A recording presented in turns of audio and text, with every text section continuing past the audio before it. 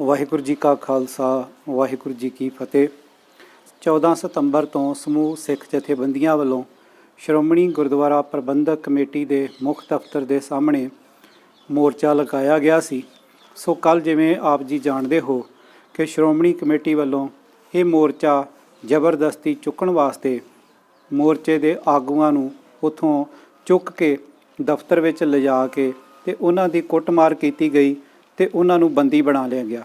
ਇਸੇ ਦੌਰਾਨ ਹੀ ਕਈ ਘੰਟੇ ਉਹਨਾਂ ਨੂੰ ਜਦੋਂ ਬੰਦੀ ਬਣਾ ਕੇ ਰੱਖਿਆ ਗਿਆ ਤੇ ਬਾਹਰ ਹੋਰ ਸੰਗਤਾਂ ਜਿਹੜੀਆਂ ਮੋਰਚੇ ਤੇ ਬੈਠੀਆਂ ਜਾਂ ਹੋਰ ਜਿਨ੍ਹਾਂ ਨੂੰ ਪਤਾ ਲੱਗਦਾ ਗਿਆ ਉਹ ਉੱਥੇ ਪਹੁੰਚੇ ਤਾਂ ਉਹਨਾਂ ਨੇ ਉਹਨਾਂ ਨੂੰ ਛੱਡਣ ਦੀ ਮੰਗ ਕੀਤੀ ਤੇ ਇਹਦੇ ਵਿੱਚ ਫੇਰ ਜਿਹੜੇ ਮੰਗ ਕਰਨ ਵਾਲੇ ਸਨ ਉਹਨਾਂ ਨੂੰ ਹੀ ਦੁਬਾਰਾ ਫੇਰ ਡਾਂਗਾਂ ਸੋਟਿਆਂ ਤੇ ਤਲਵਾਰਾਂ ਦੇ ਨਾਲ ਮਾਰਿਆ ਗਿਆ। ਅੱਜ ਉਹ ਸਾਰੇ ਫੱਟੜ ਵੱਖ-ਵੱਖ ਹਸਪਤਾਲਾਂ ਦੇ ਵਿੱਚ ਦਾਖਲ ਹਨ। ਕੁਝ ਮਰੀਜ਼ ਇਸ ਸਮੇਂ ਸਿਵਲ ਹਸਪਤਾਲ ਅੰਮ੍ਰਿਤਸਰ ਦਾਖਲ ਹਨ। ਇਸ ਤੋਂ ਇਲਾਵਾ ਕੁਝ ਜਿਹੜੇ ਸੱਜਣ ਹਨ ਉਹ ਗੁਰੂ ਨਾਨਕ ਹਸਪਤਾਲ ਮਜੀਠਾ ਰੋਡ ਦੇ ਉੱਤੇ ਦਾਖਲ ਹਨ ਅਤੇ 2 ਸੱਜਣ ਜਿਨ੍ਹਾਂ ਦੇ ਹੱਥ ਦੇ ਉੱਤੇ ਡੂੰਘੇ ਜ਼ਖਮ ਹੋਏ ਨੇ, ਤਲਵਾਰ ਵੱਜੀ ਆ ਤੇ ਉਹ ਗੁੱਟ ਤੇ ਹੱਥ ਦੇ ਉੱਤੇ, ਤਾਂ ਉਹ ਵਿਚਾਰੇ ਪ੍ਰਾਈਵੇਟ ਇੱਕ ਹਸਪਤਾਲ ਦੇ ਵਿੱਚ ਦਾਖਲ ਨੇ। ਕੁਝ ਬੀਬੀਆਂ ਵੀ ਹਨ ਜਿਨ੍ਹਾਂ ਦੇ ਨਾਲ ਇਹਨਾਂ ਨੇ ਕੁੱਟਮਾਰ ਕੀਤੀ ਗਈ। ਇਹ ਮਸਲਾ ਇਸੇ ਕਰਕੇ ਆ ਕਿਉਂਕਿ 328 ਗੁਰੂ ਗ੍ਰੰਥ ਸਾਹਿਬ ਜੀ ਦੇ ਜੋ ਸਰੂਪ ਹਨ ਉਹ ਲਾਪਤਾ ਹਨ। ਇਸ ਮੰਗ ਨੂੰ ਲੈ ਕੇ ਇਹ ਮੋਰਚਾ ਆਪਣੇ 41ਵੇਂ ਦਿਨ ਵਿੱਚ ਸੀ ਜਦੋਂ ਇਹ ਘਟਨਾ ਵਾਪਰੀ ਹੈ। ਸੋ ਜਿਹੜੀ ਸ਼੍ਰੋਮਣੀ ਕਮੇਟੀ ਹੈ ਇਹ ਸਿੱਖਾਂ ਦੀ ਆਪਣੀ ਸ਼੍ਰੋਮਣੀ ਸੰਸਥਾ ਸੀ, ਪਰ ਇਹਦਾ ਮਿਆਰ ਇਹਨਾਂ ਨੇ ਕਿੰਨਾ ਡੇਗ ਦਿੱਤਾ ਹੈ। ਕਿੰਨਾ ਚੰਗਾ ਹੁੰਦਾ ਕਿ ਇਹ ਦੱਸ ਦਿੰਦੇ ਕਿ 328 ਸਰੂਪ ਕਿੱਥੇ ਹਨ ਤੇ ਦੋਸ਼ੀਆਂ ਨੂੰ ਸਜ਼ਾਵਾਂ ਦੇ ਦਿੰਦੇ। ਜਿੱਥੇ ਸ਼੍ਰੋਮਣੀ ਕਮੇਟੀ ਦੀ ਨਲਾਇਕੀ ਹੈ ਉੱਥੇ ਮੈਂ ਸਮਝਦਾ ਹਾਂ ਕਿ ਸ੍ਰੀ ਅਕਾਲ ਤਖਤ ਸਾਹਿਬ ਦੇ ਕਾਰਜਕਾਰੀ ਜਥੇਦਾਰ ਗਿਆਨੀ ਹਰਪ੍ਰੀਤ ਸਿੰਘ ਜਿਨ੍ਹਾਂ ਦੀ ਕਹਿਣ ਦੇ ਉੱਤੇ ਇਹ ਕਮੇਟੀ ਬਣਾ ਕੇ ਪੜਤਾਲ ਕਰਵਾਈ ਗਈ ਤੇ 328 ਸਰੂਪਾਂ ਦੇ ਬਾਅਦ ਘਾਟ ਪਾਈ ਗਈ ਤੇ ਉਹਨਾਂ ਨੇ ਇਹ ਫੈਸਲਾ ਜਿਹੜਾ ਅੱਧ ਵਿਚਾਲੇ ਹੀ ਛੱਡ ਦਿੱਤਾ। ਇਹ 328 ਸਰੂਪ ਇਹ ਤਾਂ ਦੱਸ ਦਿੱਤਾ ਕਿ ਘੱਟ ਨੇ, ਪਰ ਉਹ ਕਿੱਥੇ ਨੇ ਇਹ ਅਜੇ ਤੱਕ ਉਹਨਾਂ ਵੱਲੋਂ ਨਾ ਦੱਸਿਆ ਗਿਆ, ਨਹੀਂ ਪਤਾ ਲਾਇਆ ਗਿਆ, ਜਿਸ ਕਾਰਨ ਇਹ ਜਿਹੜਾ ਮਸਲਾ ਇੰਨਾ ਵੱਡਾ ਤੇ ਗੰਭੀਰ ਬਣ ਗਿਆ ਜਿਹੜਾ ਕਿ ਇੱਕ ਖੂਨੀ ਰੂਪ ਅਖਤਿਆਰ ਕਰ ਚੁੱਕਾ ਹੈ। ਜਿਹੜੇ ਸੱਜਣ ਉੱਥੋਂ ਛੁੱਟ ਕੇ ਵਾਪਸ ਆਏ ਉਹਨਾਂ ਨੇ ਦੱਸਿਆ ਕਿ ਉਹਨਾਂ ਦੇ ਕੋਲ ਤਾਂ ਕੋਈ ਹਥਿਆਰ ਵੀ ਨਹੀਂ ਸਨ, ਪਰ ਜਿਹੜੇ ਸ਼੍ਰੋਮਣੀ ਕਮੇਟੀ ਦੀ ਟਾਸਕ ਫੋਰਸ ਆ ਤੇ ਹੋਰ ਮੁਲਾਜ਼ਮ ਸਨ ਉਹਨਾਂ ਨੇ ਦਫ਼ਤਰਾਂ ਵਿੱਚ ਲਿਜਾ ਕੇ ਕੇਵਲ ਡਾਂਗਾਂ ਸੋਟਿਆਂ ਦੇ ਨਾਲ ਹੀ ਨਹੀਂ ਮਾਰਿਆ ਕੁੱਟਿਆ, ਬਲਕਿ ਜਲੀਲ ਕਰਨ ਵਾਸਤੇ 25 30 ਬੰਦੇ ਇੱਕ ਜਾਣੇ ਨੂੰ ਦਫ਼ਤਰ ਦੇ ਵਿੱਚ ਲੈ ਕੇ ਬੈਠੇ ਸਨ। ਕਦੀ ਉਹਨਾਂ ਦੇ ਚਪੇੜਾਂ ਮਾਰੀਆਂ ਜਾਂਦੀਆਂ, ਕਦੀ ਉਹਨਾਂ ਦੀਆਂ ਦਸਤਾਰਾਂ ਲਾ ਕੇ ਤੇ ਸਿਰ ਦੇ ਵਿੱਚ ਛਿੱਤਰ ਮਾਰੇ ਜਾਂਦੇ ਤੇ ਜਾਂ ਕੋਲ ਖਲੋ ਕੇ ਬਾਰ-ਬਾਰ ਠੁੱਡੇ ਮਾਰੇ ਜਾਂਦੇ, ਕੋਈ ਸੱਜਿਓਂ ਮਾਰਦਾ ਕੋਈ ਖੱਬਿਓਂ ਮਾਰਦਾ।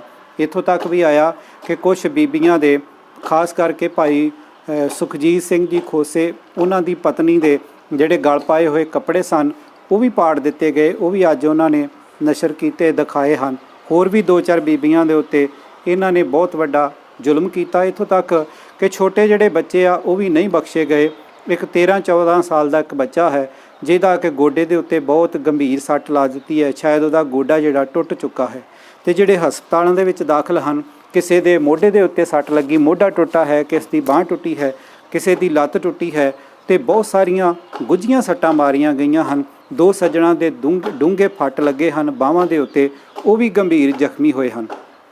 ਹੁਣ ਦੂਸਰਾ ਇਹਨਾਂ ਦਾ ਕਾਰਨਾਮਾ ਇਹ ਹੈ ਕਿ ਪ੍ਰਸ਼ਾਸਨ ਇਹਨਾਂ ਦੇ ਨਾਲ ਰਲਿਆ ਹੋਇਆ ਸੀ ਤੇ ਇਹਨਾਂ ਨੇ ਪੁਲਿਸ ਦੇ ਕੋਲ ਬੇਹੁਦਾ ਜਿਹੜੀ ਬਹੁਤ ਘਟੀਆ ਜਿਹੜੀ ਸ਼ਿਕਾਇਤ ਉਹ ਇਹ ਦਰਜ ਕਰਵਾਈ ਹੈ ਕਿ ਮੋਰਚੇ ਵਾਲੇ ਸ਼ਰਾਬ ਪੀਂਦੇ ਸਨ।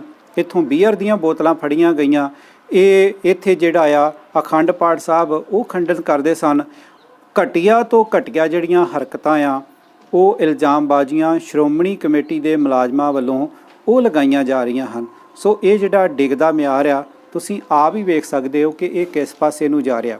ਤੇ ਮੈਂ ਜਿੰਨੇ ਵੀ ਸੱਜਣ ਇਸ ਵੀਡੀਓ ਨੂੰ ਸੁਣ ਰਹੇ ਨੇ ਜਿਹੜੇ ਇਸ ਕਾਬਜ਼ ਧੜੇ ਨਾਲ ਸੰਬੰਧਿਤ ਹਨ, ਚਾਹੇ ਉਹ ਮੁਲਾਜ਼ਮ ਹਨ ਜਾਂ ਧੜੇ ਤੋਂ ਕੋਈ ਬਾਹਰਾ ਵੀ ਕੋਈ ਸੁਹਿਰਦ ਸੱਜਣ ਹੈ, ਸੋ ਇਸ ਮਸਲੇ ਨੂੰ ਉਹ ਜਲਦੀ ਤੋਂ ਜਲਦੀ ਖਤਮ ਕਰਵਾਉਣ ਵਾਸਤੇ ਆਪਣਾ ਰੋਲ, ਆਪਣਾ ਭੂਮਿਕਾ ਜਿਹੜੀ ਉਹ ਜ਼ਰੂਰ ਅਦਾ ਕਰੇ।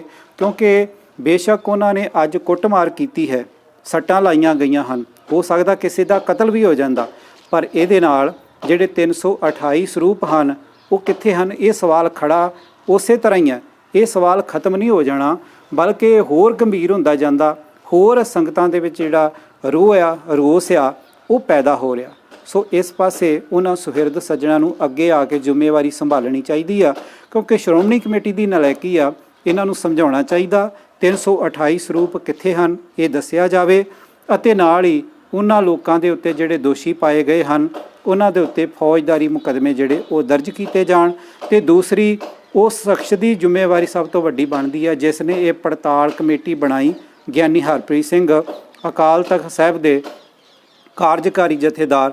ਉਹਨਾਂ ਨੇ ਪੜਤਾਲ ਤਾਂ ਕਰਵਾ ਦਿੱਤੀ, ਪਰ ਇਹ ਜਿਹੜਾ ਮਸਲਾ ਉਹ ਜਿਉਂ ਦਾ ਤਿਉਂ ਉਸੇ ਤਰ੍ਹਾਂ ਖੜਾ ਕਿ ਉਹ 328 ਗੁਰੂ ਗ੍ਰੰਥ ਸਾਹਿਬ ਜੀ ਦੇ ਜਿਹੜੇ ਸਰੂਪ ਹਨ ਉਹ ਕਿੱਥੇ ਗਏ ਹਨ। ਹੁਣ ਦੂਸਰੀ ਗੱਲ ਕਿ ਕੀ ਹੁਣ ਇਹ ਜਿਹੜਾ ਮੋਰਚਾ ਜ਼ਬਰਦਸਤੀ ਉੱਥੋਂ ਚੁਕਾ ਦਿੱਤਾ ਗਿਆ, ਉੱਥੇ ਬੱਜਰੀ ਸੁੱਟ ਦਿੱਤੀ ਗਈ ਆ, ਗੱਡੀਆਂ ਖੜੀਆਂ ਕਰ ਦਿੱਤੀਆਂ ਗਈਆਂ, ਬਾਕੀ ਜਿੰਨਾ ਸਾਜੋ ਸਮਾਨ ਸੀ ਉਹ ਉੱਥੋਂ ਚੁੱਕ ਲਿਆ ਗਿਆ।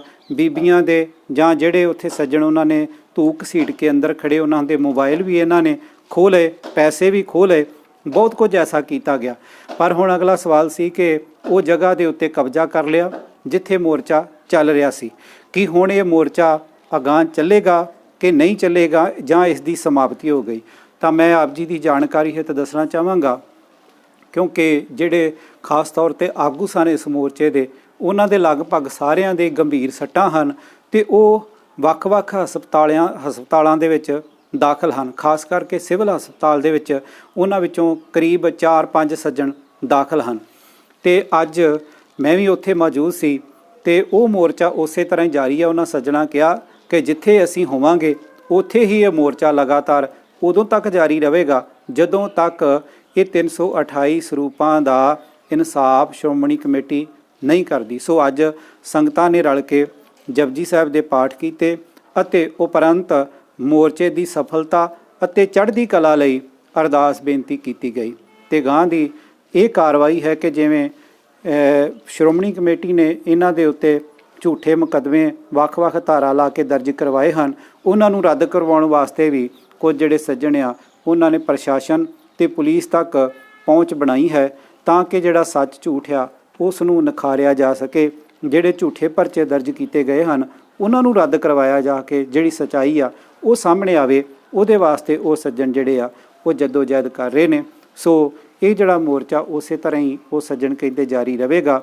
ਹੋ ਸਕਦਾ ਕਿ ਉਹਦੀ ਕੋਈ ਤਰਤੀਬ ਹੋਰ ਹੋ ਸਕਦੀ ਆ, ਕੋਈ ਥਾਂ, ਕੋਈ ਟਿਕਾਣਾ ਕੋਈ ਹੋਰ ਹੋ ਸਕਦਾ, ਪਰ ਉਹਨਾਂ ਸੱਜਣਾਂ ਨੇ ਇਹ ਕਿਹਾ ਕਿ ਅਸੀਂ ਪ੍ਰਣ ਕੀਤਾ ਸੀ ਕਿ ਜਿੰਨੀ ਦੇਰ ਤੱਕ ਇਹ 328 ਸਰੂਪਾਂ ਦਾ ਹਿਸਾਬ ਨਹੀਂ ਲਿਆ ਜਾਂਦਾ, ਇਵੇਂ ਹੀ ਉਹ ਆਪਣੀ ਜਿਹੜੀ ਆਵਾਜ਼ ਆ ਉਹ ਬੁਲੰਦ ਕਰਦੇ ਰਹਿਣਗੇ, ਮੰਗ ਕਰਦੇ ਰਹਿਣਗੇ ਉਦੋਂ ਤੱਕ ਜਦੋਂ ਤੱਕ ਇਨਸਾਫ ਸਾਨੂੰ ਨਹੀਂ ਮਿਲ ਜਾਂਦਾ।